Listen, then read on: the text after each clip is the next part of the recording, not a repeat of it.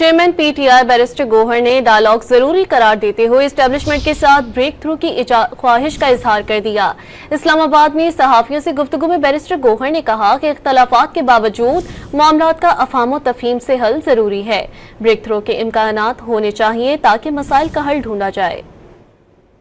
सबका एक ही मौक़िफ़ है। उन्होंने भी ये कहा, मैंने भी यही कहा कि फिलहाल हमारा राबता नहीं है, लेकिन देखिए बातचीत हर सूरत होने चाहिए और जितने भी मुश्किलात है, जितने भी डिफरेंसेस है, जितने भी इश्यूज़ हैं, ये हमें सब मिल करके अफहाम और तफहीम से ख़त्म हो जाए तो ये मुल्क के लिए बेहतर। चांसेस हैं कि कोई ब्रेक थ्रू हो सकता है? देखिए चांसेस होने चाहिए, मैं तो यही कहूँगा चांसेस होने चाहिए और मसाइल का हल ढूंढना चाहिए। अलायंस के साथ हमारी ये बात हुई थी, मौलाना साहब ने हमसे अर्ज़ किया था कि 15 अप्रैल तक वो अपने मजलिस आमला से भी इजाज़त लेंगे और उनसे डिस्कस करेंगे, फिर वो हमें इन्फॉर्म करेंगे। और प्रिलिमिनरी गुफ्तगू हमारी हुई थी, मुझे उम्मीद है इंशाअल्लाह ताला कि हमारे नेक्स्ट वीक में कोई सेशन हो जाएगा और सेशन के बाद अपना फ्यूचर का अमल तय करेंगे।